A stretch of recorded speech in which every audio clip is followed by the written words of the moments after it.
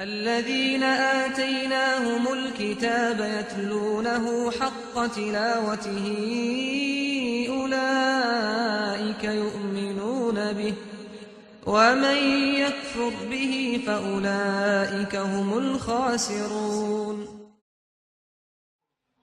بسم الله الرحمن الرحيم. الحمد لله. Salatu wassalamu ala Rasulillah. Assalamu alaikum hörmətli qardaşlar. Bugün mən sizlər bilan Sura Asr'ın mülayizəsi haqqında ortaqlaşıram. Həmən bu surəni bilimiz, oxuyumuz. Köp qism qarindaşlarımızın bu surənin tərcüməsini bildiğanlıqqa qeşiləmən. Yəni normalda zaman bilan qasam insan ziyan tartışıdır. İlla ki iman etib, yaxşı əməl qılğan, haqqı tavsiyə qılğan və səbr qılğanlar bulardan müstəsna deb tərcümə qılınğan bizim şu şəkildə düşünüb gələn. Əmdi bu surədə mənim diqqətimi tartqan bir nöqtə var.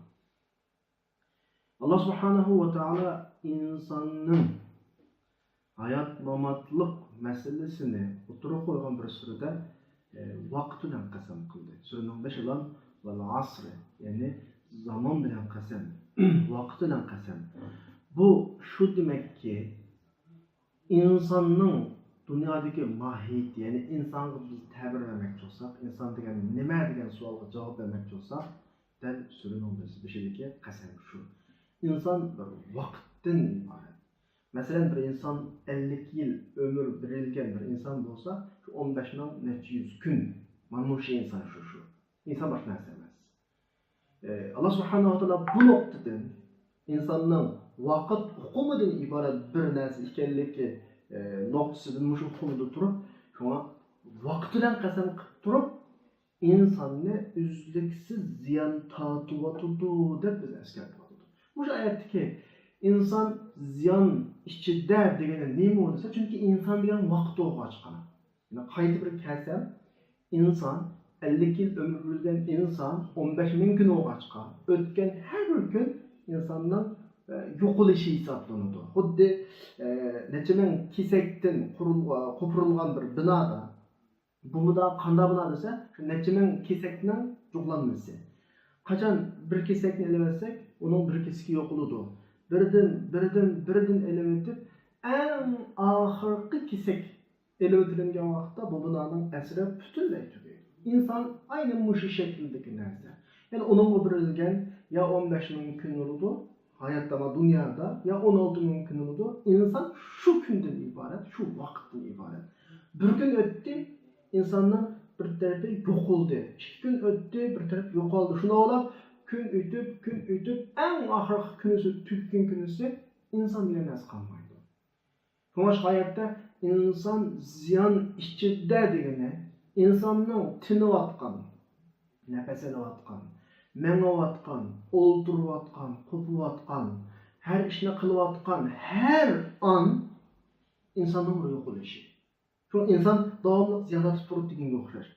Mesela kuddeyen yokumuzda malum sommada pul var. Her minutta o pul xeyrini tutsa, bu pul azlaş qaratmanadı.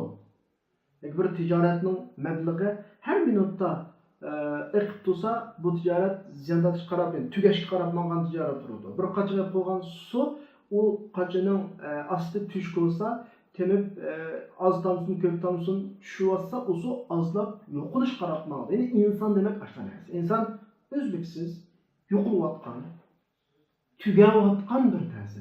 İlla ki ömrünü məngü qilishni, muşu yo'qab ketishni, tugab ketishni oldini olgan aş oyatning o'zida bayon qilingan tutturlik ish va buning asosiy nuqtasi nima desa, dunyoda to'g'ri yo'lni tanlash. Bu shu oyatdagi iymon etganlar ifodasidan degan ibora bilan ifodalangan. To'g'ri yo'lni tanlab bo'lgan deganini dünyada iki yol var. Ya bu yolu tanlayımız ya bu yolu tanlayımız. Bu yol ne? Yani iman yolu ne? Allah'ın yolunu tanlap olduğun kim insanın şu hayatını mengüleştirdiğin, ay yo'qolishidin insonni saqlab qoladigan asosiy narsa yaxshi ish qilish. Hani tabiiyki sizlar bilan o'rtoqlashmoqchi bo'lgan asosiy oyatdagi izohatlar oxirlashdi, ammo Ahirdeki bir kısım tuluqlu mazmunni dersem, tabii ki insan bir iş qilib mangandan keyin bununla az olsun, ko'p olsun, cho'ng olsun, kichik olsun bir to'solqlar paydo bo'ladi, bir qarshiliklar paydo bo'ladi. Mushu qarshiliklarga bardoshlik bir oxirgi chiqanlar tugab ketgan, yo'qolib ketgan, ziyon tortgan, tugashgan insonlardan mustasno insonlardir. Ma insonlar ma tugaydigan hayotining bedeliga tugamaydigan mangulik yana bir hayotga erishadi. Allah hammalarni ikkinchi mangulik tugamaydigan yana bir hayotga erishadigan kishilardan qilsin. Uzluksiz ziyon tortadigan, tugab ketayotgan kishilarning qatoridan qilsin. Va oxiru davana alhamdulillahi robbil alamin.